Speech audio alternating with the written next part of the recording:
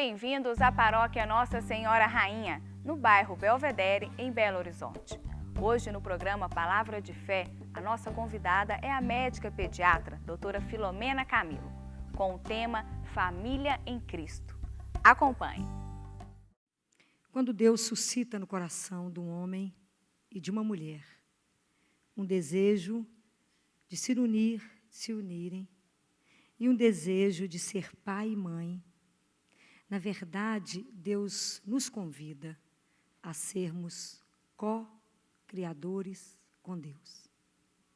Então, na verdade, o pai e a mãe passam por essa experiência de poder gerar, né? A geração dos filhos, a continuação da criação. Isso é belíssimo, os pais viverem, poder participar disso. A primeira que sente os efeitos disso é a mulher, não é? Todas vocês que tiveram filhos perceberam que o corpo de vocês foi transformado. A mulher abre espaço dentro dela para acolher aquele que ela não conhece. Ela não sabe como vai vir esse filho, mas ela já o ama. E ela abre espaço, tudo nela sai do lugar para que ela possa acolher aquele que vai chegar. Então, a mulher é que ensina o homem a acolher. É o primeiro papel. Então, Deus convida aquele homem, aquela mulher, para ajudá-lo a criar, a dar vida a um novo ser, que na verdade é de quem? É dele. Mas ele te confia a criação. E a gente fica tão encantado de ver como que os pais fazem tudo para receber um filho, não é? A casa de vocês muda a partir do momento que sabe que vai ser pai e mãe, vai pensar na decoração, vai pensar no enxoval, vai pensar se vai ter enfermeira, se não vai ter, qual vai ser o pediatra, quem é ginecologista, é tanta coisa que passa na vida de um casal, que a vida do casal fica pelo avesso. E a gente só fala de menino noite e dia. Não é assim? Muito bem, e esse bebê chega. E é uma fita virgem, não é? Chega ali, na sua mão. E aí a gente percebe que nós temos um cuidado absurdo com essa chegada de um bebê. E fazemos tudo.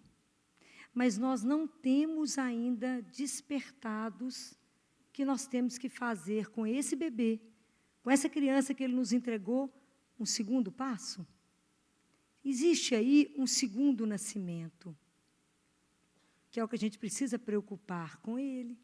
Temos que ter também o mesmo zelo que tivemos com as outras coisas, a partir do momento que aquilo que nos foi entregue, se somos cristãos, se professamos que Jesus é o Senhor. Casamento, comunidade, família, é uma comunidade de amor. Por isso, pai e mãe transmitem amor. Pelo menos deveriam. Mas pai e mãe é responsável para transmitir para os filhos o amor de Deus. Então, os pais, eles não só anunciam esse amor, através da educação dos filhos, como eles celebram, como eles servem a esse amor. É porque às vezes a gente se perde nisso e esqueceu qual é a nossa missão. Os pais são os responsáveis para poder comunicar ao filho que, do momento da concepção, todos nós, a partir do momento da concepção, fomos destinados à eternidade. É preciso entender isso. É preciso que o filho entenda isso. É preciso que ele perceba que a vida dele tem um sentido. Porque senão a gente para somente em dar, e ser para os filhos transmissores de dinheiro. Eu fico tão preocupado com o futuro do meu filho, dos meus netos, e eu só preocupo em dar dinheiro. Não sejam só transmissores de dinheiros.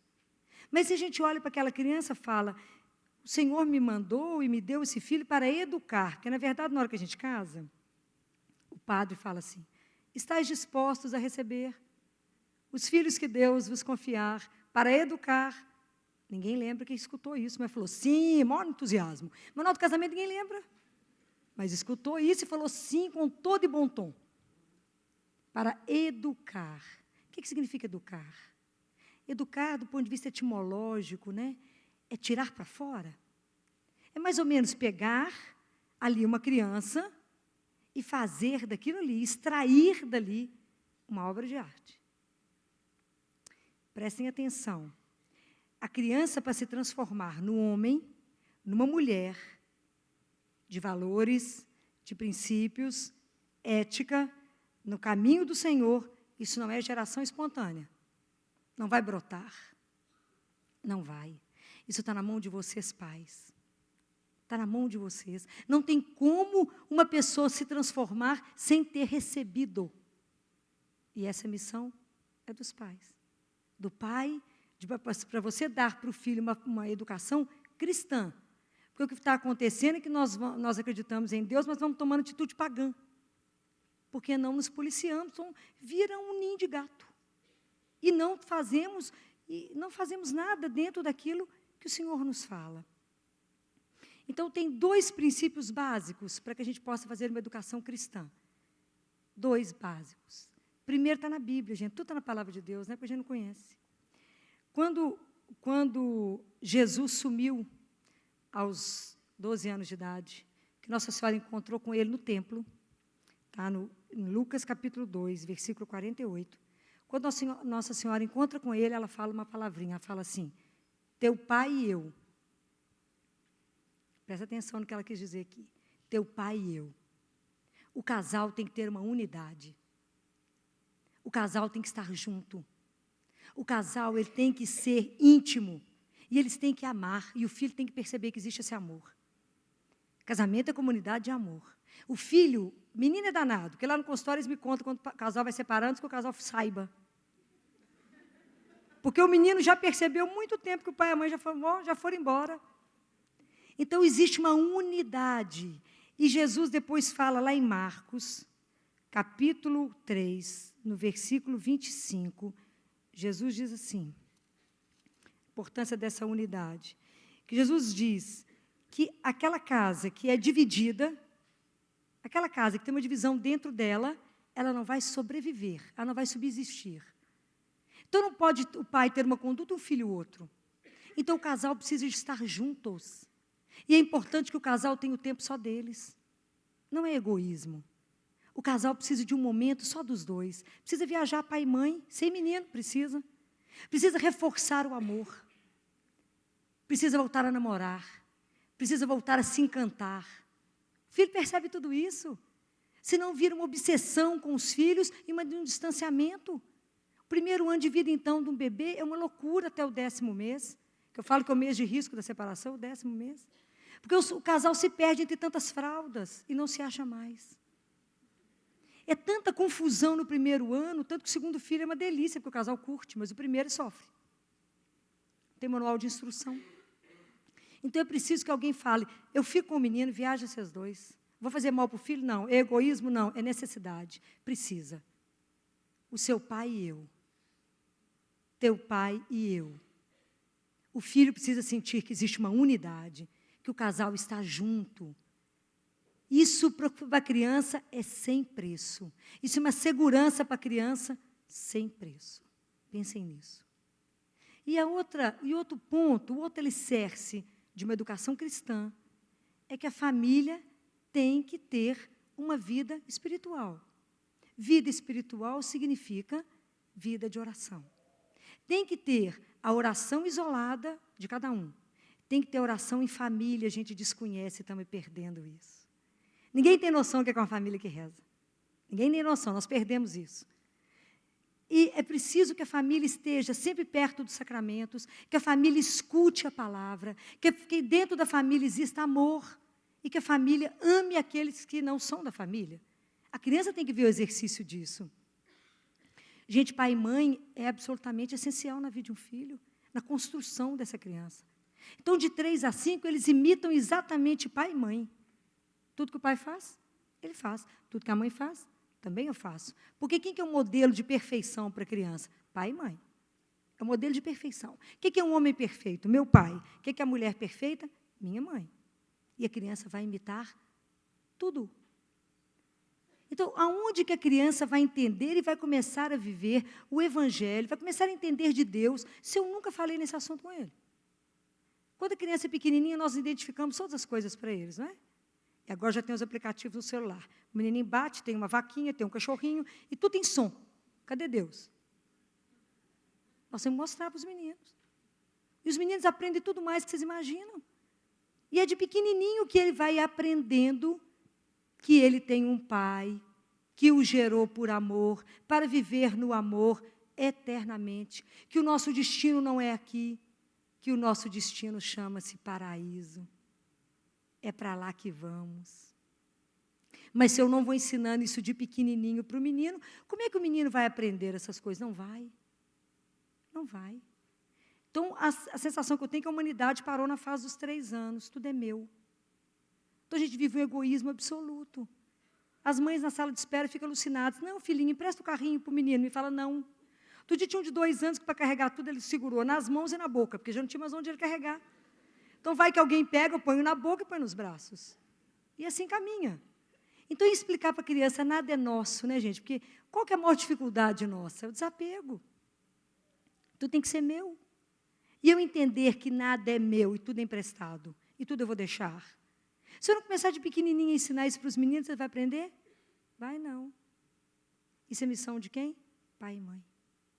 É ensinar para a criança. Como é que a criança vai aprender a ter atitudes de solidariedade? Se ela te ensinou, se ela viu você ter atitudes assim, de doar. E é tão interessante que eu falo que menina imita. Uma criança de 4 anos no meu consultório. Fui pegar a amostra grátis. Falei com a mãe, eu vou ter o tratamento do seu menino todo. Deixa eu pegar os remédios para você. E fui colocando as amostras, e o menininho me observando. De repente, ele virou e falou assim, tia Filó, quanto que é isso tudo? Eu falei, não, tia Filó, não está cobrando não, tia Filó vai dar para sua mãe. Por que você vai dar? Porque tia Filó ganha, e ela tem, ela vai dar para sua mãe. Mas tem que ser isso tudo, é porque é tudo pouquinho que vem nos vidrinhos de amostra, então, para dar o tratamento todo. O menino olhou, falou comigo assim, tia Filó, você não pode dar isso tudo. Por quê? Porque se você der isso tudo, você vai ficar pobrinha. Falei com a mãe, para tudo. De onde que esse menino está tirando isso?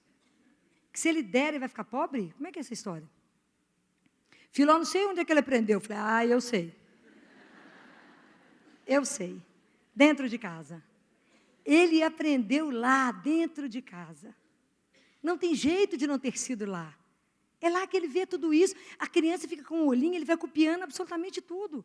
Não sei se vocês viram outro dia um depoimento de um menino autista, e ele disse, meu pai é tudo que eu tenho. Se meu pai levantar o braço, eu levanto. Se meu pai disser, corre, eu corro. Porque ele é tudo para mim. O que ele fizer, eu farei. É interessante porque a criança ela vai absolutamente imitar. E a criança sabe que quando o pai veste a roupa do time dele, ele já grita gol. Ainda mais nessa fase que nós estamos de futebol. Então, o menino tem que saber que a família vai para o futebol, como a família também vai para a casa de Deus. A criança vai vendo as coisas. A criança vai vendo que a família, eu vou ver isso um dia, que a família desliga a televisão abençoada e vai rezar um terço. Olha que espetáculo. Quando a família começar a fazer isso, vocês verão o que vai acontecer com as famílias. Mas a família não sabe mais rezar junto. Porque não aprendemos, porque não temos tempo. E eu digo para vocês que é difícil, não é fácil desligar a televisão, não. Tem que ter uma disciplina. Porque, na verdade, vocês vão chegar à conclusão, até eu acabar de falar, que para a gente criar os filhos, sob o ponto de vista dele, a conversão primeiro tem que ser nossa. Ninguém dá aquilo que não tem. Então, para o menino entender que na minha casa a gente lê a palavra, como é que ele vai entender o que é Bíblia se nunca me viu com a Bíblia aberta? Se o menino nunca me viu ir à igreja, se o menino nunca nos viu ajoelhar, acender uma vela, estar diante do Senhor, se ele nunca nos viu na mesa agradecer aquela comida que chegou, vai agradecer o que na vida dele? Presta atenção. Nós é que vamos plantando naquela criança que chegou como uma fita virgem, tudo que a gente quiser. E são esses meninos que não podemos esquecer que serão os homens e as mulheres que vão continuar aqui a criar, se Deus quiser, o reino de Deus. Mas que valores esses homens e essas mulheres irão passar se elas não receberam nada? E aí, se a gente consegue colocar nas crianças essas coisas, uma coisa de cada vez, nós vamos ajudando essas crianças a viver situações difíceis, a serem homens e mulheres inteiros para a vida. Como é que uma criança vai viver o sofrimento? Como é que um adolescente vai viver o sofrimento se ele nunca viu o sofrimento dentro da casa dele, ou se ele nunca viu como é que a família reagiu ao sofrimento? Ou ele viu que as pessoas entraram no remédio, na depressão e na cama? Como será diferente quando um filho vir que na hora da dor aconteceu uma situação difícil, a família se reúne diante daquele que é o Senhor e apresenta o caso? Isso é tão diferente. Olha que estrutura que se dá para uma família. Quando, na hora da dor, do sofrimento, a família se reúne e fala, vamos conversar com aquele que resolve. Como diz São Paulo no livro, na carta de Efésios, no capítulo 3, no versículo 14, ele fala, por essa razão, dobra os joelhos diante do Pai. Para que ele que tem toda a paternidade, tudo no mundo, deve a um pai. Então, por isso eu dobro o joelho diante daquele que pode resolver qualquer coisa. Mas se eu não ensino esse menino como é que ele se comporta diante do sofrimento, como é que ele vai ser? Como é que ele vai viver isso? Porque não tenha dúvida, na hora que o filho sofre, ou que ele tem uma alegria muito grande, para quem que ele liga? Para o pai e para a mãe.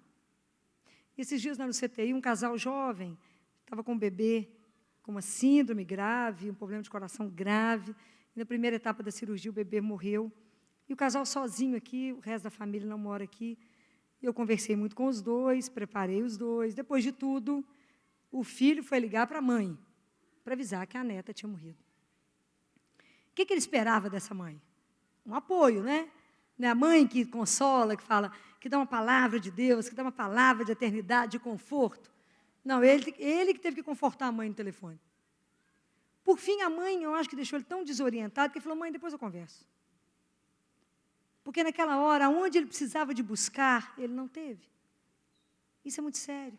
Porque às vezes o filho vem até nós precisando de uma demanda, precisando de uma palavra, e nós não temos para dar. Porque não cultivamos nada, não é? Eu abracei ele e falei, é assim mesmo.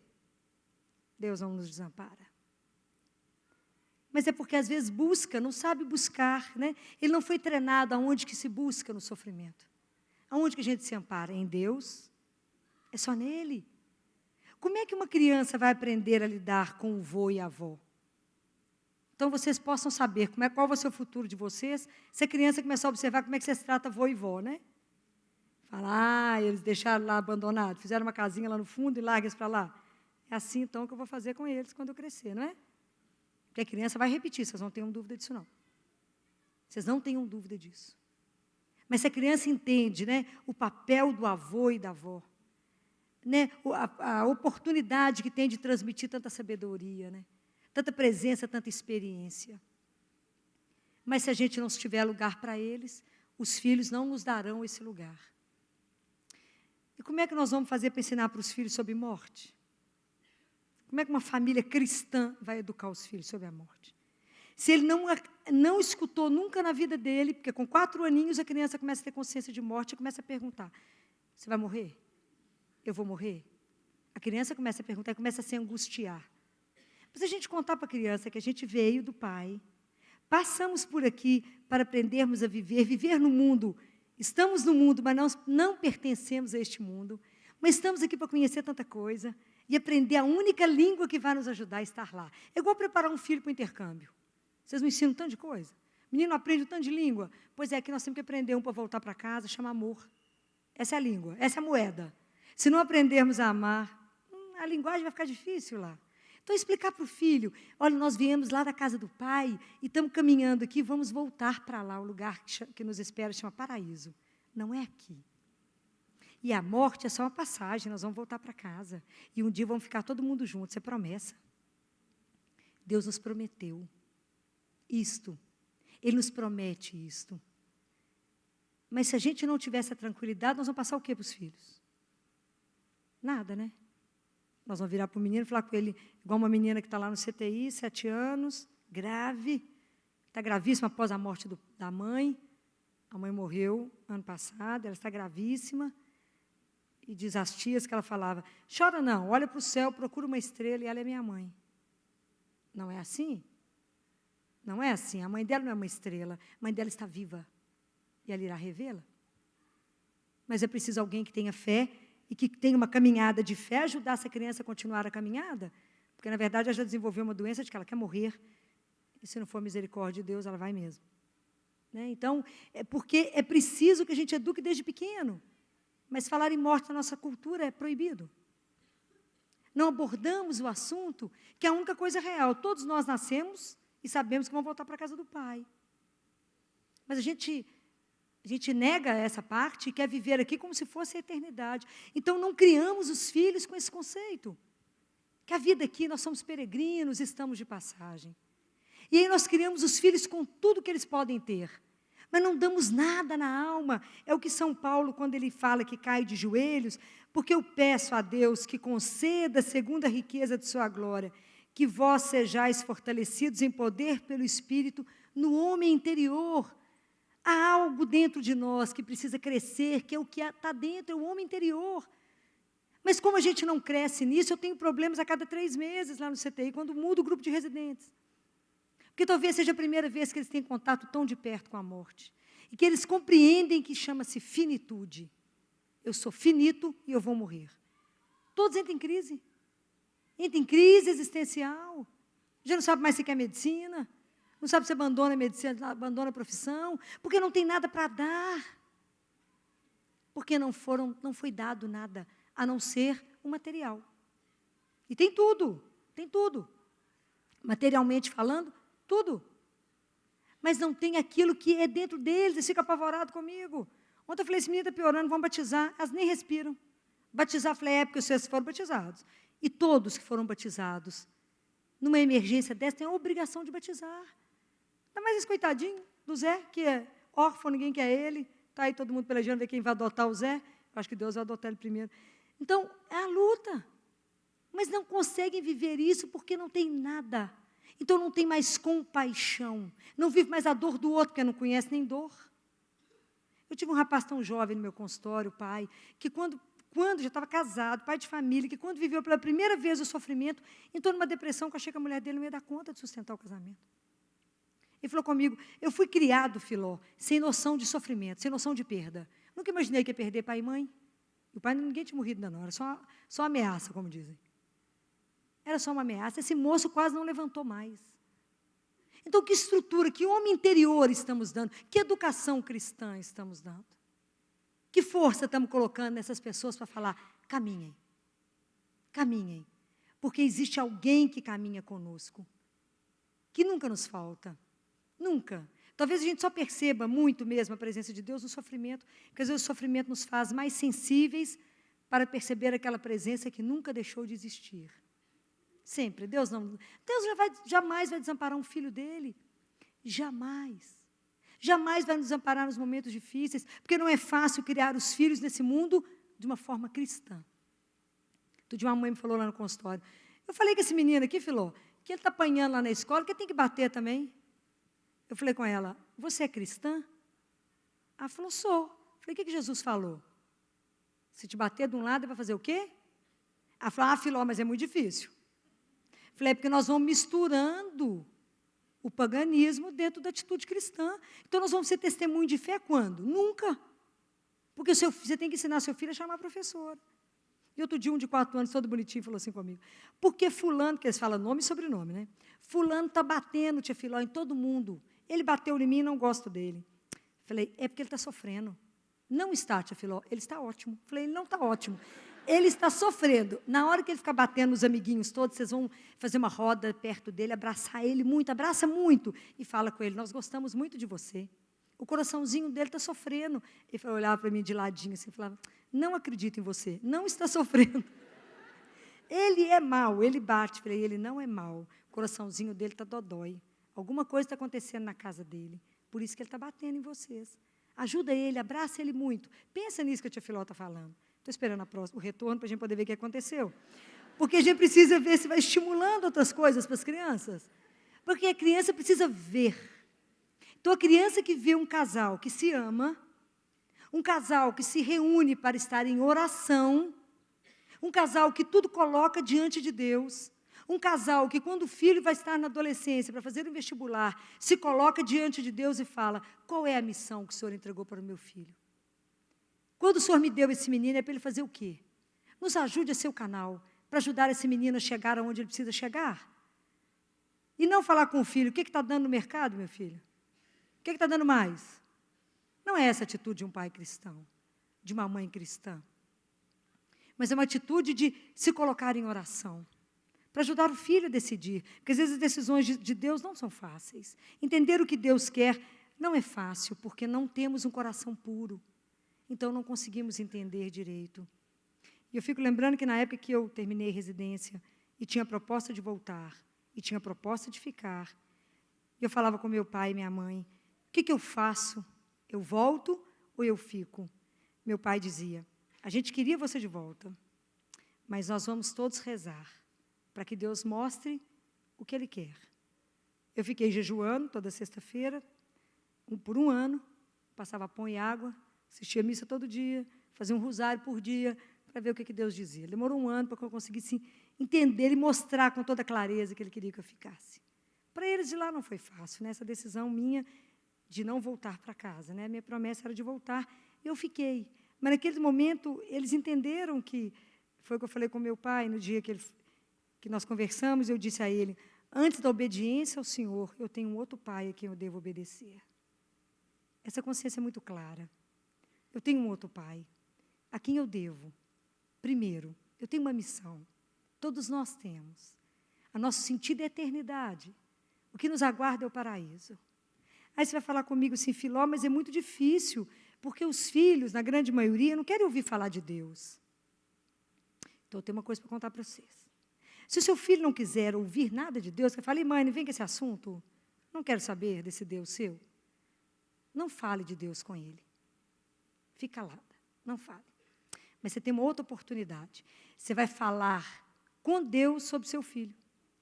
Assenta com Deus, chama ele para um café, fala, deixa eu te contar, vamos conversar. Sabe aquele menino que você me mandou? Está me dando trabalho demais. Sabe aquele? Uma luta. Mas o Senhor que o conhece, me ajuda. Sabe por quê? Porque Deus conhece o tempo de cada filho. Deus conhece, Deus fez cada um.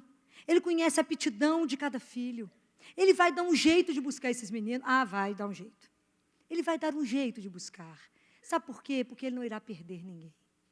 Então, vocês podem confiar. Se o seu filho não quer ouvir falar de Deus, fale sobre o seu filho com Deus, inverta. Vocês já devem ter escutado a história da dona Mônica. A dona Mônica pelejou com o filho.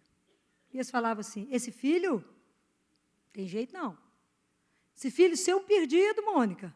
Tem saída não. Esse menino seu só gosta de boemia. O lugar que ele mais gosta na vida é a mulherada.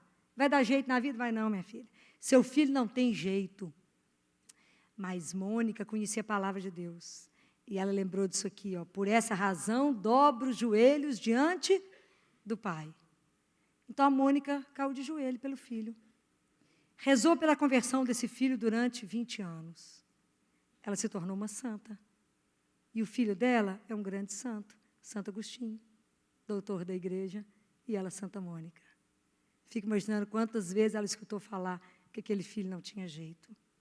Então, vocês não desistam de nenhum dos seus filhos, por mais que ele seja rebelde, por mais que ele esteja dando trabalho, por mais que ele esteja num caminho perdido, não desista dele, porque esse filho é amado do Pai, esse filho foi feito por ele, esse filho te foi entregue.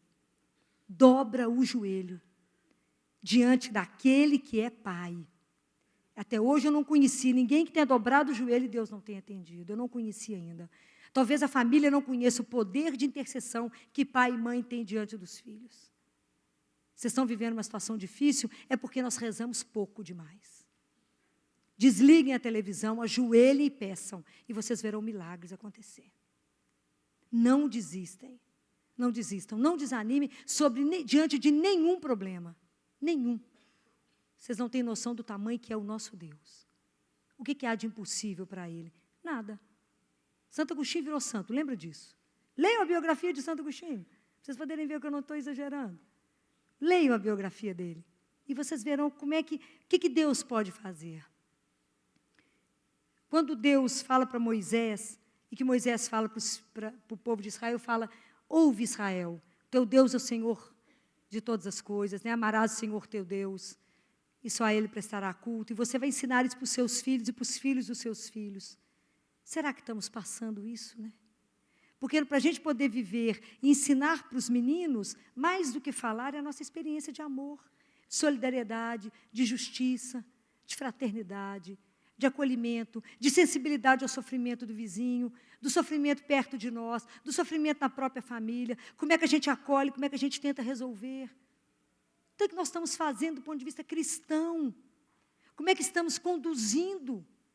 Como é que está sendo a nossa família cristã?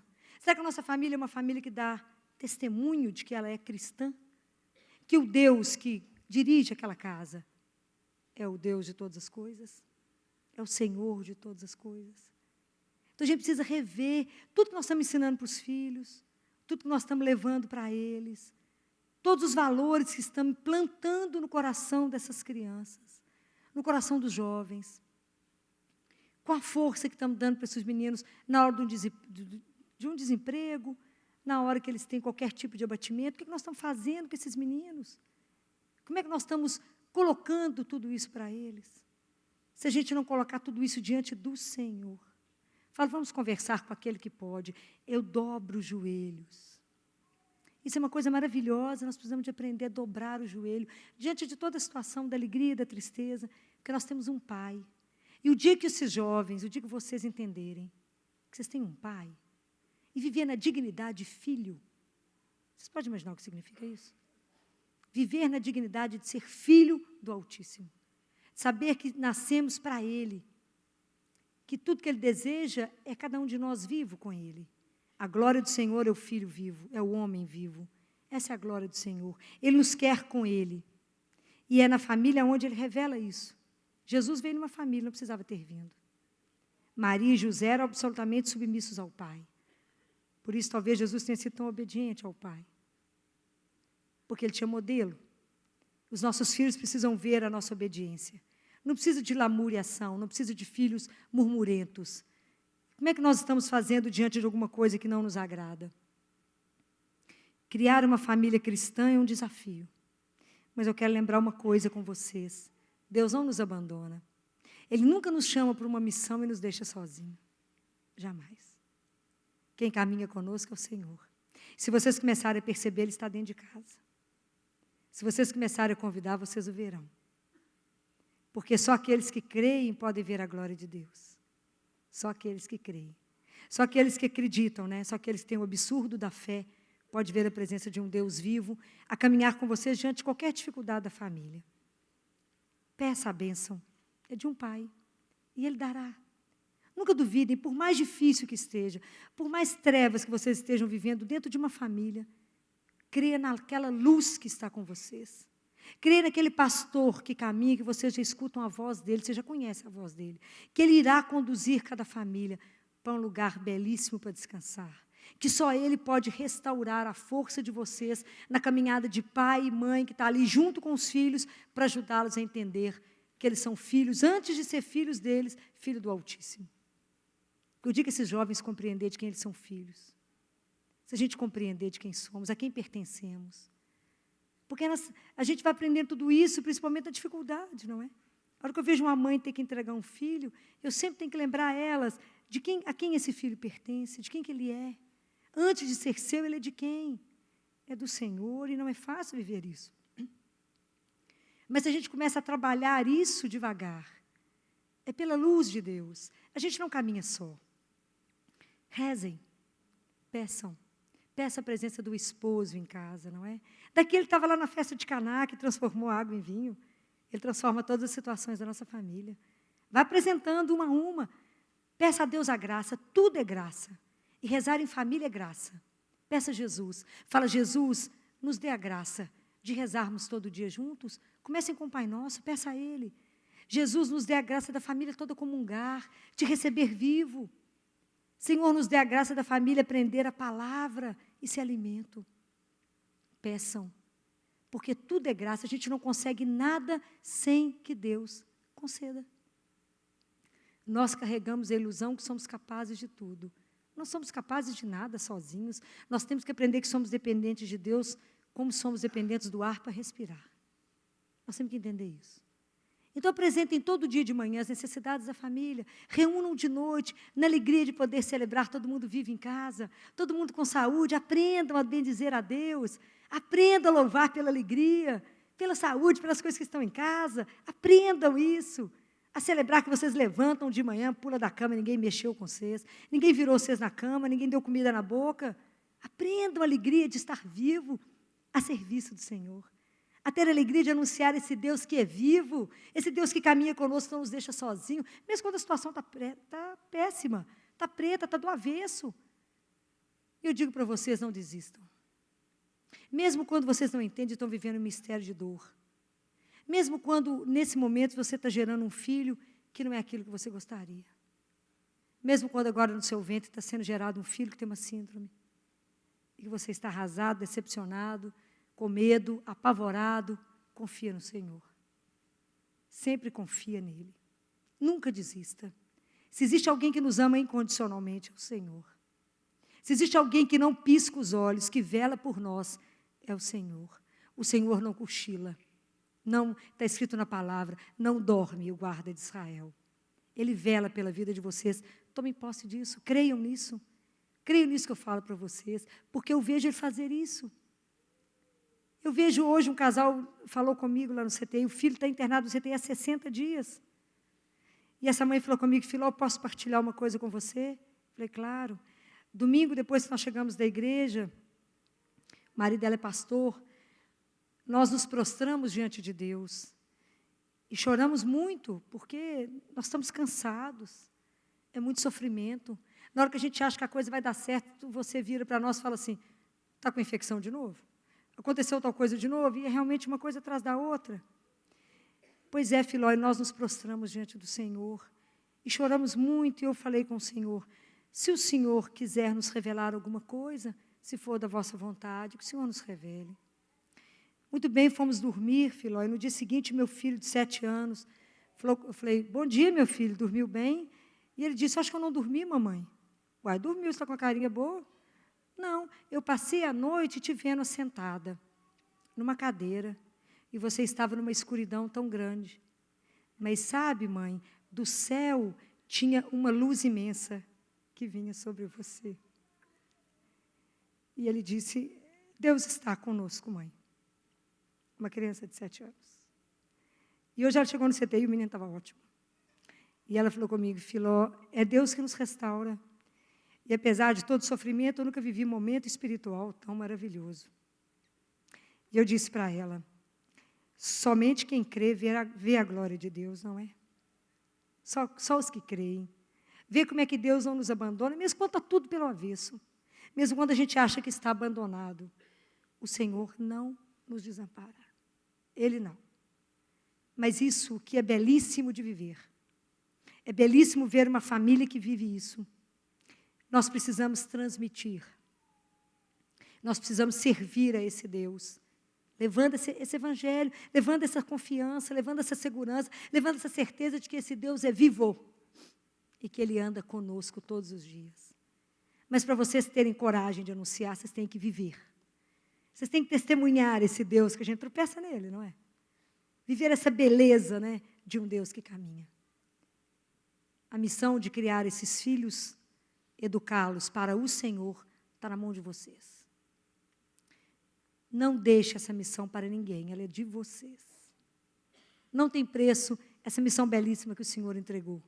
Que vocês possam criar homens e mulheres dele, de Deus. Homens e mulheres gigantes no interior deles, com grandeza de alma, com a grandeza do próprio Deus, conscientes que são filhos do Altíssimo e que por isso não podem viver qualquer coisa.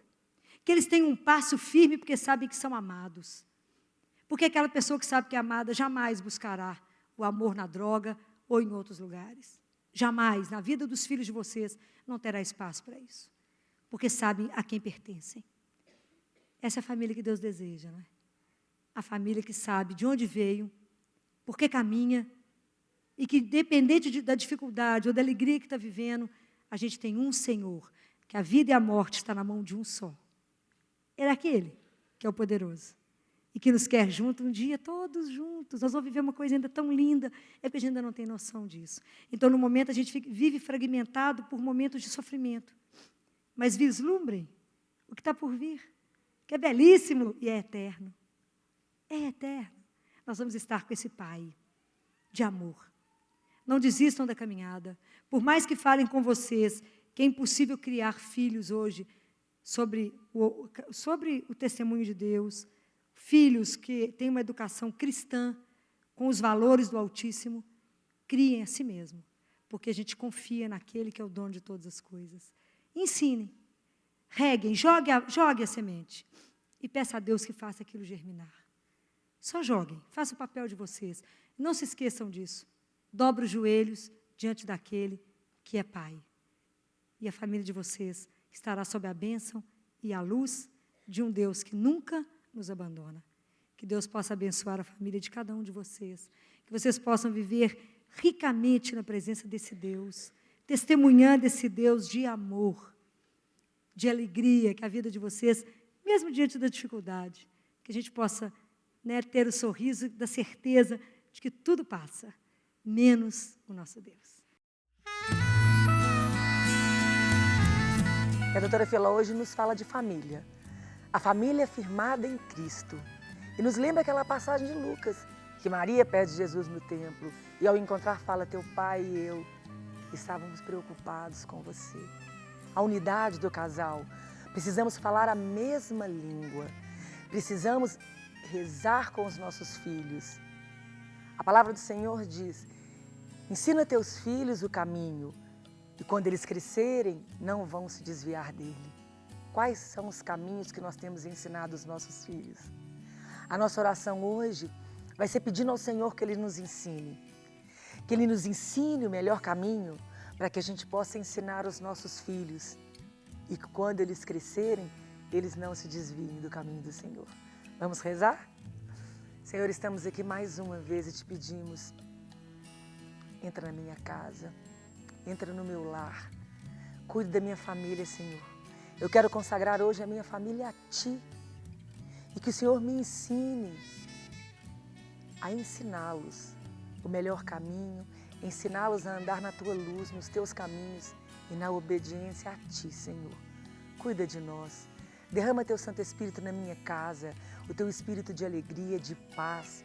Que a minha casa seja uma casa edificada sobre a rocha que é o Senhor. Cuida de nós, Senhor. Não deixe que mal nenhum chegue em minha casa. Abençoe a minha casa, guarde a minha casa. E que nenhum mal chegue até lá. Amém? Se você gostou desta palestra, você pode adquiri-la na loja NS Rainha, que fica localizada na Rua Modesto Carvalho de Araújo, número 227, no bairro Belvedere, em Belo Horizonte. Ou também pelo telefone 3286-3034. Você também pode adquirir nas lojas Mãe da Igreja, que fica localizada na Rua São Paulo, número 634. Ou nas lojas Paulinas, que fica na Avenida Afonso Pena, número 2142. Fiquem com Deus e até a próxima!